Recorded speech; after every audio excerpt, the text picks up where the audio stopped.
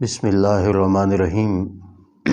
سورۃ البقرہ کا ترجمہ و تفسیر شروع کرنے سے پہلے سورہ بقرہ کا مختصر ترین خلاصہ آپ کے گوش گزار کر دیتا ہوں۔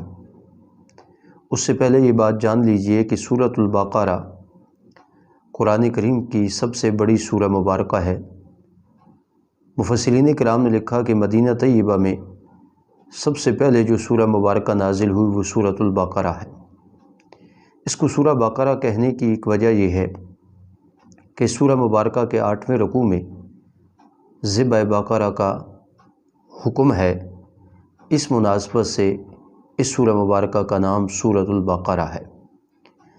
286 آیات اور 40 رکوعات پر یہ سورہ مبارکہ مشتمل ہے۔ اس سورہ مبارکہ کے مضامین کو اگر دیکھا جائے تو اس سورہ مبارکہ میں کل 8 مضامین بیان کیے گئے ہیں۔ سب سے پہلا مضمون توحید باری تعالی کہ اللہ تعالیٰ اپنی ذات اور اپنی صفات کے اعتبار سے وحدہ لا شریک ہے۔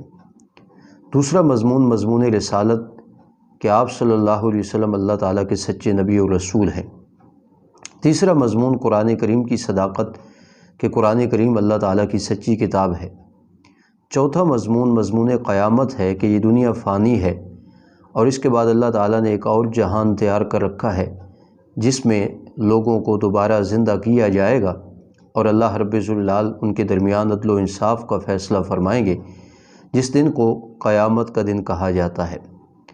ان 4 مسائل کے معاون مسائل بھی قرآن کریم کی سورہ مبارکہ سورۃ البقرہ میں مذکور ہیں اور ان کی تعداد بھی 4 ہے۔ ان میں پہلا مضمون ہے مضمون جہاد۔ جہاد اللہ تعالیٰ کے کلمے کی سربلندی کے لیے اپنی جان تک کی بازی لگا دینے کا نام ہے۔ دوسرا مضمون ہے معاون انفاق فی سبیل اللہ، کیونکہ جہاد اس وقت تک ہو نہیں سکتا جب تک اللہ تعالیٰ کے راستے میں خرچ کرنے کا جذبہ نہ ہو۔ تیسرا معاون مسئلہ اور مضمون یہ ہے کہ جہاد اور انفاق کے لیے تنظیم ضروری ہے۔ جب تک منظم اور متحد نہ ہوگی امت مسلمہ اس وقت تک جہاد اور انفاق ممکن نہیں۔ اور چوتھی چیز ہوتی ہے آداب تنظیم کہ اتحاد اور تنظیم کے لیے کچھ آداب بھی ہیں جن کی رعایت کرنا ضروری ہے۔ یہ 8 مضامین سورہ بقرہ میں مذکور ہیں۔ اب اگر دیکھا جائے اس کی ذرا تفصیل اور ڈیٹیل تو مسئلہ توحید کو اللہ تعالیٰ نے سورہ بقرہ میں بڑے عجیب اور نرالے انداز سے پیش کیا ہے۔ سب سے پہلے سورہ بقرہ ہی کی ابتدا میں یا ایھا الناس اعبدوا ربکم الذی خلقکم میں یہی دعوی توحید مذکور ہے کہ عبادت اور بندگی صرف اور صرف اپنے پروردگار کی کرو، اور اس دعوے کو یہاں 6 دلائل کے ذریعے اللہ تعالیٰ ثابت فرما رہے ہیں۔ پھر دوسرے مقام پر اسی دعوی توحید کو لایا گیا وَإِلَٰهُكُمْ إِلَٰهٌ وَاحِدٌ لَا إِلَٰهَ إِلَّا هُوَ الرَّحْمَٰنُ الرَّحِيمُ، اور یہاں 7 جزیات اور 7 دلائل کے ذریعے سے یہ بات منوائی گئی کہ اللہ تعالیٰ ہی تمہارا الہ اور معبود ہے۔ پھر سورہ بقرہ میں اللہ لا الہ الا ہو الحی القیوم آیت الکرسی میں مزید اس دعوی توحید کو نکھارا گیا اور قریباً 10 دلائل کے ذریعے سے یہ بات منوائی گئی کہ اللہ کے علاوہ الہ اور معبود کوئی نہیں۔ اور پھر سورہ مبارکہ کے آخر میں للہ ما فی السماوات و ما فی الارض پھر دعوی توحید مذکور ہے۔ اللہ تعالیٰ کا انداز یہ ہے کہ قرآن کریم میں جتنے بھی دعاوی ذکر کیے گئے ہیں صورتوں میں ان کو اللہ تعالیٰ نے دلائل کے ذریعے منوایا ہے، اور قرآنی دلائل وہ ہیں کہ ان کا تعلق عقل کے ساتھ ہے جو انسانی عقل کو مخاطب کرتے ہیں۔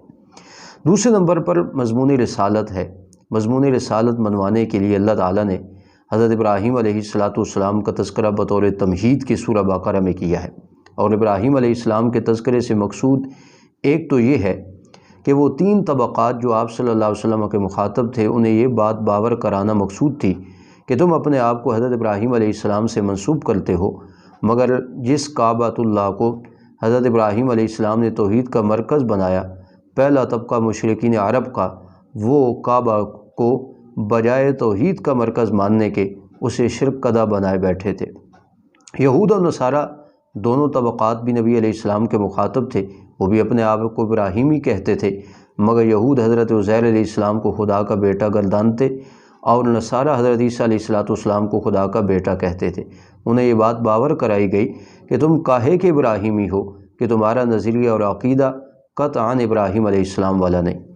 اور دوسرا، ابراہیم علیہ السلام کے تذکرے سے یہ بھی مقصود ہے کہ ان تین طبقات کو یہ بات باور کرائی جائے کہ جن ابراہیم علیہ السلام کی طرف تم اپنی نسبت کرتے ہو، نبی آخر الزمان صلی اللہ علیہ وسلم تو ابراہیم علیہ السلام کی دعاؤں کا ثمرہ اور نتیجہ ہے۔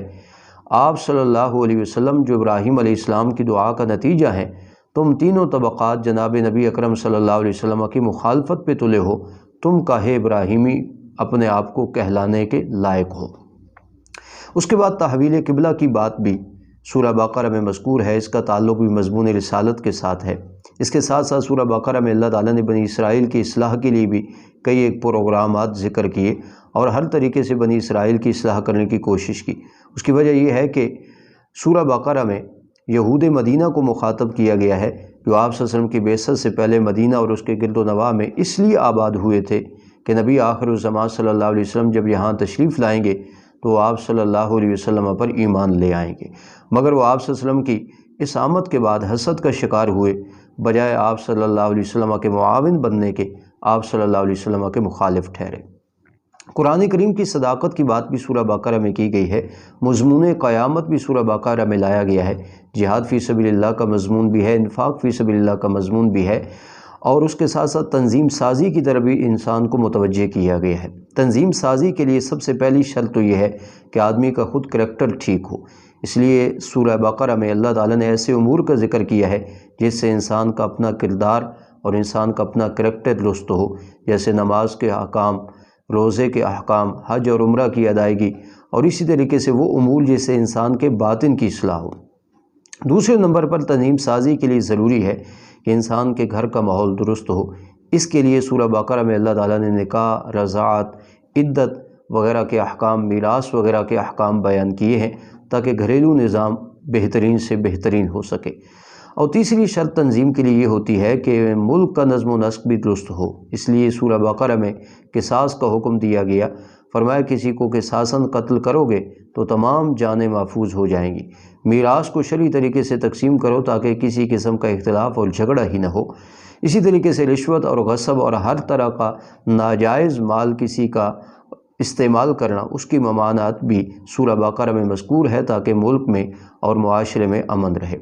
اس کے ساتھ ساتھ مزید آداب تنظیم کچھ سورۃ البقرہ میں مذکور ہے اور کچھ سورہ حجرات میں مذکور ہے، جس میں سب سے پہلی شرط یہ ہے کہ امیر کی اطاعت ضروری ہے۔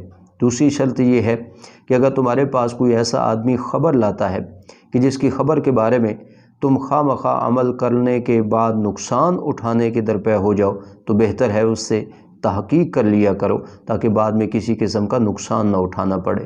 یہ بات بھی سورہ حجرات میں آداب تنظیم کے حوالے سے بیان کی گئی ہے کہ کوئی کارکن کسی کی تضحیک نہ کرے، تمسخر نہ اڑائے۔ اس کی وجہ یہ ہے کہ جس کا تمسخر اور مذاق اڑایا جا رہا ہے ہو سکتا ہے وہ اللہ تعالیٰ کے ہاں بہترین درجہ رکھتا ہو۔ اسی طریقے سے غیبت سے بھی منع کیا گیا، بدگمانی سے بھی منع کیا گیا، جاسوسی سے بھی منع کیا گیا، اور یہاں تک کہ حسب اور نسب پر جو فخر ہے نا بلا وجہ، اس سے بھی منع کیا گیا، اور یہ بات باور کرائی گئی کہ تم حضرت آدم علیہ السلام کی اولاد ہو۔ ہاں، اللہ تعالیٰ کے ہاں مقام اور مرتبہ اسی کا ہے جو سب سے زیادہ متقی اور پرہیزگار ہے۔ یہ کچھ آداب تنظیم سورہ حجرات میں مذکور ہے، لیکن سورہ بقرہ کے اگر مضامین پہ نظر ڈالی جائے تو ان کا خلاصہ یہ 8 مضامین ہیں جن پر یہ پوری سورہ مبارکہ سورہ بقرہ مشتمل ہے۔